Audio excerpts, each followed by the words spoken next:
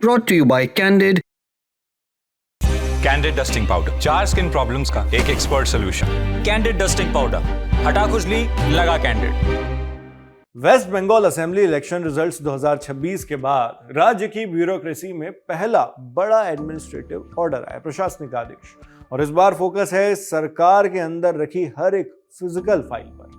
5 मई 2026 को chief secretary के office ने, जो वेस्ट बंगाल के चीफ सेक्रेटरी हैं, उनके ऑफिस से जारी किया गया है एक आदेश, जिसमें साफ कहा गया है सभी डिपार्टमेंट, सभी विभाग अपने अपने दफ्तरों की सारी फिजिकल फाइल्स का पूरा हिसाब दें, प्रॉपर स्टॉक लिया जाए, हर रिकॉर्ड को वेस्ट बंगाल सेक्रेटेरिएट मैनुअल के मुताबिक मेंटेन और इंडेक्स किया जाए। यानी सरकार अब अपने ही पेपर वर्क की फुल स्केल ऑडिट कर रही है। अब इसमें स्ट्रक्चर भी क्लियर है।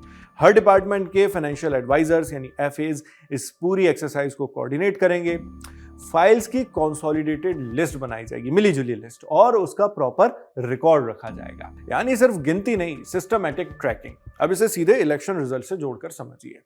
वेस्ट बंगाल में 2026 के चुनावों में एक बड़ा राजनीतिक बदलाव हुआ है। इलेक्शन कमीशन के ट्रेंड्स और क्रेडिबल रिपोर्ट्स और जो भी नतीजे आए हैं उनके मुताबिक बीजेपी ने पहली बार राज्य में बहुमत हासिल कर लिया है। 200 से ज्यादा सीटें जीतकर, या लगभग 200 सीटें जीतकर सरकार बनाने की स्थिति में बीजेपी आ गई है और राज्य में सत्ता परिवर्तन हुआ है। 15 साल पुराना पॉलिटिकल स्ट्रक्चर पूरी तरह बदल गया और ये चुनाव कई वजहों से अलग था।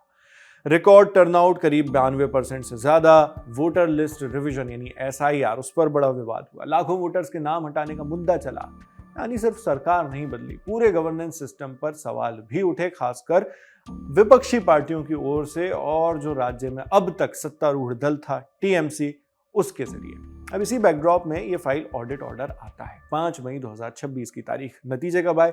4 मई 2026 को। तो इसका मतलब क्या है? सिंपल लैंग्वेज में समझिए। जब नई सरकार आती है तो सबसे पहले उसे ये जानना होता है कि सिस्टम में चल क्या रहा है। हालांकि अभी नई सरकार का गठन नहीं हुआ है और टीएमसी की जो मुख्यमंत्री रही हैं ममता बनर्जी, उन्होंने अब तक 4 मई 2026 के रिजल्ट आने के बाद 5 मई 2026 को उन्होंने एक प्रेस कॉन्फ्रेंस की और तब तक के, जब तक हम आपके लिए रिपोर्ट तैयार कर रहे हैं, तब तक उन्होंने इस्तीफा नहीं दिया है। यानी आउटगोइंग सरकार अभी वो आधिकारिक तौर पर रेजिग्नेशन के साथ नहीं हुई है, भले ही बीजेपी ने एक बड़ा बहुमत राज्य में हासिल कर लिया है। यानी सरकार अभी कुर्सी पर नहीं बैठी है, ना शपथ हुए हैं, ना सीएम कैंडिडेट का अनाउंसमेंट और ना ही रेजिग्नेशन।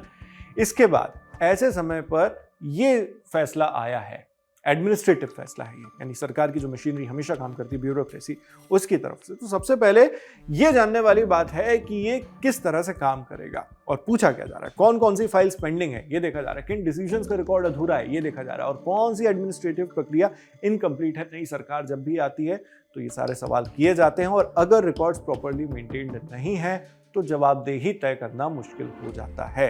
इसलिए चीफ सेक्रेटरी का यह आदेश सिर्फ रूटीन एक्सरसाइज नहीं दिखता, ये एडमिनिस्ट्रेटिव क्लीनअप की शुरुआत जैसा भी पॉलिटिकल एनालिस्ट देख रहे हैं। अब एक सटल लेकिन इंपॉर्टेंट पॉइंट है यहाँ पर कि ऑर्डर सिर्फ एक डिपार्टमेंट तक सीमित नहीं है। सारे विभाग, सारे ऑफिसेज और पूरे प्रदेश का एडमिनिस्ट्रेटिव स्ट्रक्चर, प्रशासनिक स्ट्रक्चर, सबको इसमें शामिल किया गया है। यानी स्केल बहुत बड़ी है और इसका इंपैक्ट क्या हो सकता है? पुराने पेंडिंग केसेस वापस सतह पर आ सकते हैं, सामने आ सकते हैं। डिसीजन मेकिंग यानी फैसले लेने की जो पूरी प्रोसेस है उसकी क्लैरिटी पर बात आ सकती है, वो किस तरह से लिए गए। गवर्नेंस में ट्रांसपेरेंसी यानी पारदर्शिता भी लाई जा सकती है और अगर कहीं इररेगुलरिटीज मिलती है, अनियमितताएं मिलती हैं, तो आगे एक्शन भी लिया जा सकता है, संभव है। यानी अकाउंटेबिलिटी मल्टी लेवल पर तय की जा रही है, जवाबदेही अलग अलग स्तरों पर है। और अब सवाल है कि ये अचानक क्यों और इसका चुनाव नतीजों से क्या कनेक्शन है, या इसका कॉन्टेक्स्ट समझते हैं। इलेक्शन के बाद पॉलिटिकल चेंज दिखा जो हमने आपको बताया, और अब एडमिनिस्ट्रेटिव सिस्टम की रीस्ट्रक्चरिंग शुरू होती दिख रही है। West Bengal assembly election result 2026 में रूलिंग पार्टी टीएमसी जीत दर्ज नहीं कर पाई। इस बार चुनाव का पूरा नैरेटिव भी काफी अलग था। वोटर लिस्ट रिवीजन, एसआईआर पर विवाद, गवर्नेंस और करप्शन के आरोप और प्रशासनिक पारदर्शिता यानी ट्रांसपेरेंसी, सब कुछ मुद्दा रहे इस चुनाव में। और अब चुनाव के तुरंत बाद सरकार का पहला बड़ा कदम सिस्टम ऑडिट की तरफ जाता दिख रहा है। भले ही नई सरकार का गठन अभी नहीं हुआ हो। तो बॉटम लाइन क्या है?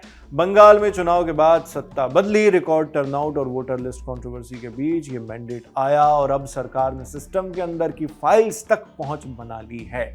अब आगे क्या निकलेगा ये इस ऑडिट के बाद ही साफ होगा, लेकिन फिलहाल नतीजों के बाद बंगाल में पहला बड़ा एक्शन जरूर हो चुका है। इस एक्शन पर आप क्या सोचते हैं, इस आदेश पर आप क्या सोचते हैं और आगे आपको क्या लगता है क्या हो सकता है? अपनी राय हमें कमेंट बॉक्स में लिखकर जरूर बताइएगा। मैं हूं शेख नावेद, देखते रहिए ललन टॉप।